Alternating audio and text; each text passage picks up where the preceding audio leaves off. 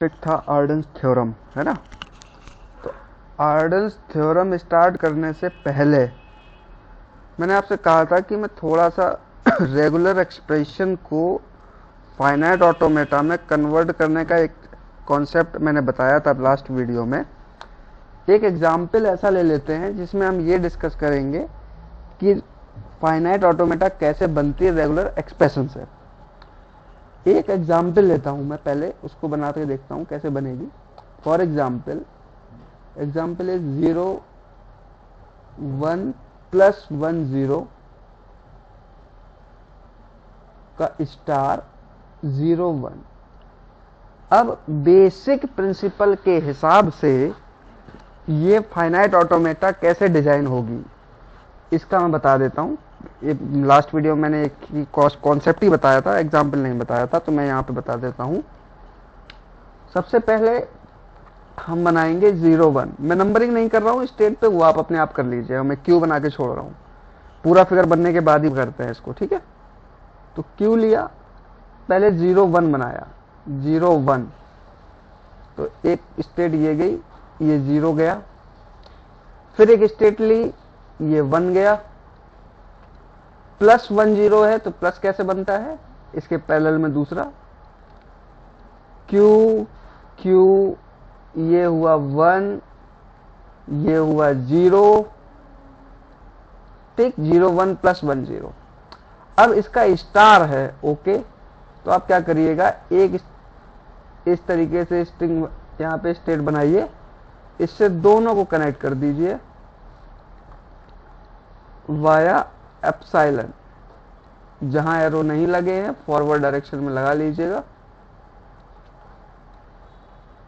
इस तरीके से। ये ट्रांजिशन किसके हुए, एप्सिलॉन के। अब ए स्टार के लिए मैंने आपको क्या बताया था, ये एप्सिलॉन ट्रांजिशन हो गए। ए स्टार क्या होता है, ए लगा के उससे पहले जो भी आ रहा हो एक एप्सिलॉन यहां पे निकलेगा और एक यहां पे निकलेगा। तो क्यू हो गया, एक ये एप्सिलॉन हो गया, एक इसके बाद हो गया।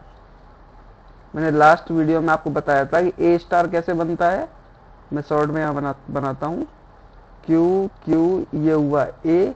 अब इसका स्टार लगाना है अगर, तो इससे पहले आप एक स्टेट लीजिए एप्सिलॉन की, इसके बाद एक स्टेट लीजिए एप्सिलॉन की, ऐसे कनेक्ट कर दीजिए this one and this one. तो ये किसका बना, ए स्टार के लिए। अब ए को रिप्लेस कर देना है 0 1 प्लस 1 0 से।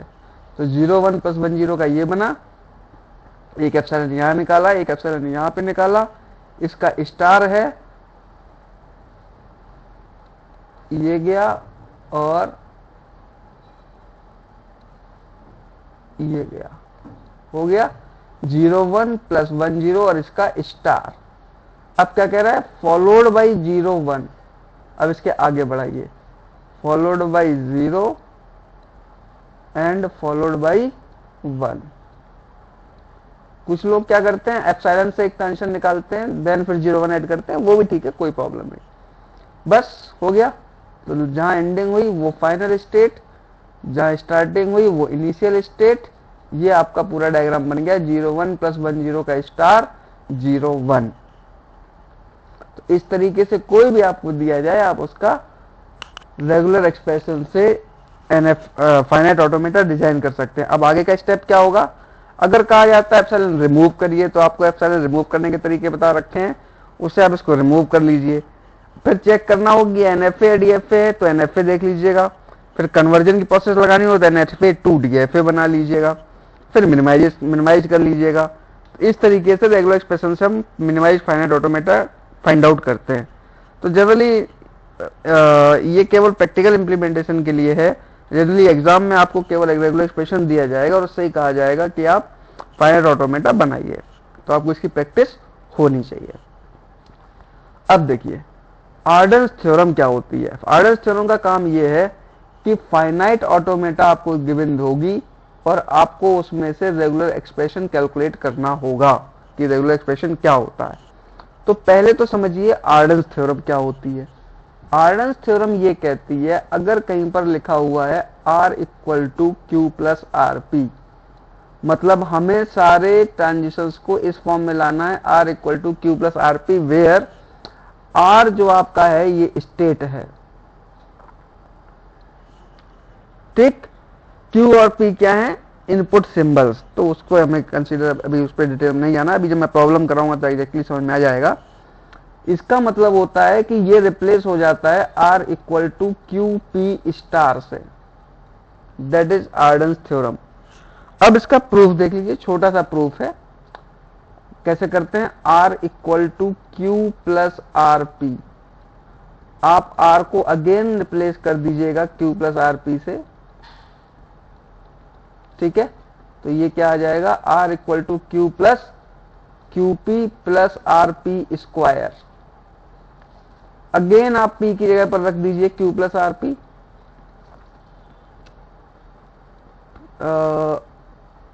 नॉट P की जगह Q, R की जगह पर, ठीक है ना। तो ये क्यू पी ही बना रहेगा, प्लस यहां पे क्या रखेंगे, Q plus R P, P square. तो ये क्या हो जाएगा, R equal to Q plus Q P plus Q P square plus R P cube. Again रखिएगा R की जगह पर Q प्लस आर पी, जहां ये R मिला है आपको। तो जैसे ही आप रखते जाएंगे और Q कॉमन लेंगे तो अंदर क्या आ जाएगा, epsilon plus P square plus P cube. इस तरीके से ये सीरीज आगे बढ़ती जाएगी। तो ये क्या हो जाएगा, Q और यहाँ पे एप्सिलॉन प्लस है और P के ऑल कॉम्बिनेशन हैं, तो ये हो जाएगा P स्टार। तो इस तरीके से आप इस आर्डन्स थ्योरम का प्रूफ भी कर सकते हैं कि R equal to Q plus R P, तो ये हो जाएगा R equal to Q P star. अब देखिए एक मैं प्रॉब्लम लेता हूं फाइनाइट ऑटोमेटा की और उससे मैं रेगुलर एक्सप्रेशन में कन्वर्ट करता हूं। ये एग्जांपल हम लोग लेते हैं। मैंने पहले ही एग्जांपल ऐसा लिया है जिसमें मल्टीपल फाइनल स्टेट हो। अगर सिंगल होती है तो कोई प्रॉब्लम नहीं होती, वो आसान होती है, सिंगल का ही कैलकुलेशन होता है। मैंने जानबूझ के मल्टीपल लिया है कि आपको पूरी प्रॉब्लम सॉल्व हो जाए, ठीक है। खैर देखिए अभी बताता हूं। अब देखिए यहां पर मल्टीपल फाइनल स्टेट है, तो इसका फाइनल आंसर क्या आएगा, Q1 प्लस Q2। आपको Q1 कैलकुलेट करना होगा, देन Q2 कैलकुलेट करना होगा, फिर दोनों का एडिशन। जितनी फाइनल स्टेट होंगी उतना ही एडिशन। अगर सपोज करिए Q3 फाइनल स्टेट होती तो हम क्या करते, केवल और केवल Q3 कैलकुलेट करते। मतलब जितनी फाइनल स्टेट है उतनी ही फाइनल स्टेट का एडिशन। अगर सिंगल फाइनल स्टेट है तो फिर कोई प्रॉब्लम नहीं है, फिर सिंगल ही आपको कैलकुलेट करना पड़ता है। अब देखिए इसका तरीका क्या होता है। इसमें जितनी स्टेट लगी हैं उतनी इक्वेशन निकलेंगी। Q1 इक्वल टू निकलेगा, फिर Q2 इक्वल टू निकलेगा, फिर Q3 इक्वल टू निकलेगा। अब ये इक्वल वैल्यू कैसे आएगी, जितनी भी इनकमिंग एजेस होंगी, मैं यहां पे लिख देता हूं शॉर्ट में, state multiplied by incoming alphabet, incoming alphabet, ठीक। अब जैसे यहां पर देखिए Q1 पे कितना आ रहा है, केवल Q1 जीरो की एक आ रही है। स्टेट क्या है, Q1 इंटू 0, बस और कुछ नहीं है। तो हम प्लस में एप्सिलॉन लगा सकते हैं।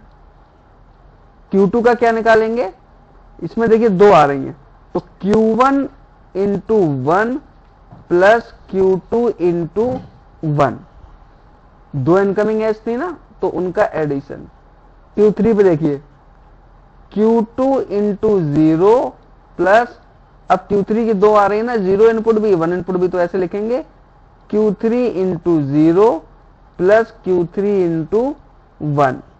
सीधा सा फंडा है, state multiplied by incoming alphabet. तो Q1 equal to Q1 0 plus epsilon, Q2 equal to Q2 into 1 plus Q1 into 1, ठीक है ना। Q3 का Q2 into 0 plus Q3 into 0 plus Q3 into 1। इस तरीके से ये आपको 3 इक्वेशन मिल गई। ये हो गई इक्वेशन नंबर 1, ये हो गई इक्वेशन नंबर 2, तो ये हो गई इक्वेशन नंबर 3। अब मुझे इसको आर्डन्स थ्योरम की हेल्प से सॉल्व करना है। देखिए अब स्टेप्स देखिए कैसे करते जाएंगे। हम फाइनल आंसर क्या चाहिए, Q1 प्लस Q2। मतलब हम अगर इन दोनों को सॉल्व कर लेंगे तो इसकी जरूरत नहीं है। आप एग्जाम्पल भी देख सकते हैं, ये डेड स्टेट है, ये एग्जीक्यूशन में जाएगी भी नहीं, है ना। तो कोई बात नहीं है, जब हम सॉल्व करेंगे तो ऑटोमेटिक छूट जाएगी। मेरा आंसर क्या होगा, Q1 प्लस Q2। तो मुझे Q1 प्लस Q2 इसको कैलकुलेट करना है। चलिए अच्छी बात है। तो Q1 इक्वल टू दिया गया है, इसको अगर मैं ऐसे लिखूं, एप्साइलन प्लस Q1 इंटू 0, जो ये चीज थी ये मैंने यहां पे लिख लिया। अब इसका कंपैरिजन कराते हैं R equal to Q plus R P से, और ये सोल्यूशन क्या देता है, R equal to Q P star. तो आप मुझे बताइए ये क्या है, ये R हो गया, ये R हो गया, ये दोनों सेम करने होते हैं। ये Q को रिप्रेजेंट कर देगा और ये P को रिप्रेजेंट कर देगा। तो क्या हो जाएगा, R equal to Q P star. तो Q की वैल्यू क्या है, एप्साइलन। P की वैल्यू क्या है, 0, epsilon 0 star. Right, epsilon 0 star को आप सीधा लिख सकते हैं क्या,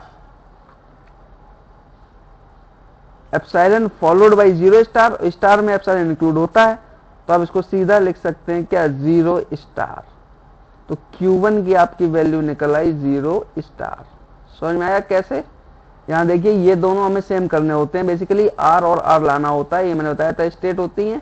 तो R equal to Q plus R P आप कंपेरिजन कराएंगे तो Q ये हो गया और P ये हो गया। R यहाँ पर भी Q1 है, R यहाँ पर भी Q1 है, तो सोल्यूशन क्या हो जाएगा, R equal to Q P star.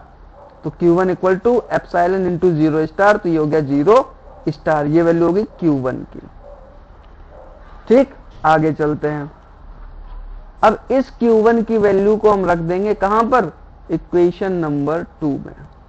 रखो, कैसे रखेंगे, रखिए भाई वैल्यू। इक्वेशन क्या है, Q2 equal to Q1 into 1 plus Q2 into 1। Okay, मैं यहां पे लिख रहा हूं Q2 equal to Q1 into 1, मतलब Q1 की वैल्यू कितनी है, 0 star into 1 plus Q2 into 1। अब देखिए ये R equal to Q plus R P के फॉर्म में आ गया। Q2 Q2 सेम हो गए, मैं अगेन यहाँ पे लिख देता हूँ R equal to Q plus R P. तो Q की वैल्यू क्या हो गई, ये है ना, और P की वैल्यू क्या हो गई, ये। सोल्यूशन क्या हो जाएगा, R इक्वल टू, तो Q2 equal to Q P star, मतलब 0 स्टार 1, क्यू पी स्टार मतलब 0 स्टार 1, फिर अगेन 1 का स्टार। राइट, अब हमारे पास Q1 की भी वैल्यू निकल आई और Q2 की वैल्यू भी निकल आई। फाइनल आंसर क्या था, Q1 प्लस Q2।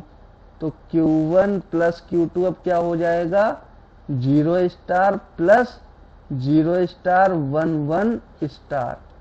आप चाहें तो इस सोल्यूशन को यहां पर भी छोड़ सकते हैं, चाहे तो इसको सिंप्लीफाई कर लीजिए। आप डायग्राम से मैच करा लीजिए जरा, देखिए 0 स्टार,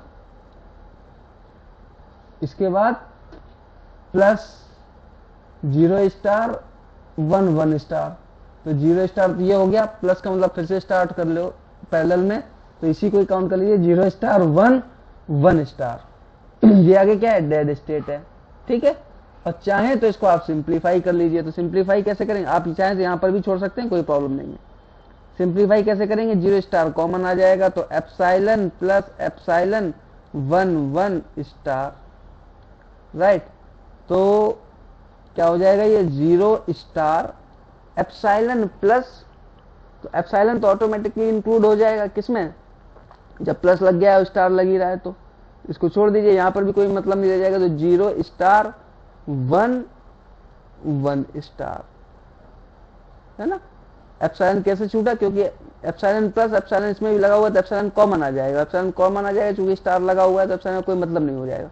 तो फाइनल आंसर आपका क्या हो गया, 0 स्टार 1 1 स्टार। आप देख लीजिए यहां से 0 स्टार 1 1 स्टार, ठीक है ना। ये भी आंसर करेक्ट है और ये भी आंसर करेक्ट है। इसका कैसे निकलेगा, 0 स्टार यहां से निकल जाएगा, देन प्लस में अगेन ये कह रहा है 0 स्टार 1 1 स्टार, तो पूरा स्टार्टिंग से फिर से देख लीजिए आप, तो 0 स्टार 1 1 स्टार। तो आप जैसे भी चाहें आप वहां पे छोड़ दीजिएगा। तो ये आपका सोल्यूशन हो गया।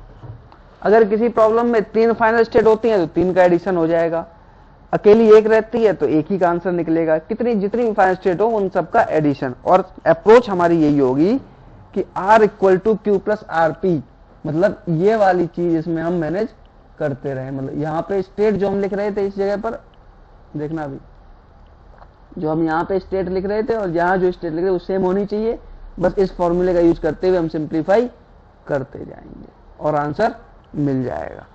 तो इस तरीके से आप कोई भी प्रॉब्लम आर्डन्स थ्योरम की इस तरीके से सॉल्व कर लेंगे, ठीक है ना। तो और प्रॉब्लम्स को आप अपने आप करिएगा, कोई प्रॉब्लम आए तो फिर कमेंट बॉक्स में मुझे बताइएगा। ओके, अब इसका दूसरा मेथड क्या है, एक मेथड और है फाइनाइट ऑटोमेटा से रेगुलर एक्सप्रेशन कन्वर्ट करने का, एक मेथड और है फॉर्मूले से भी हम लोग कैलकुलेट करते हैं, उसको हम लोग नेक्स्ट वीडियो में बताएंगे। Okay, thank you.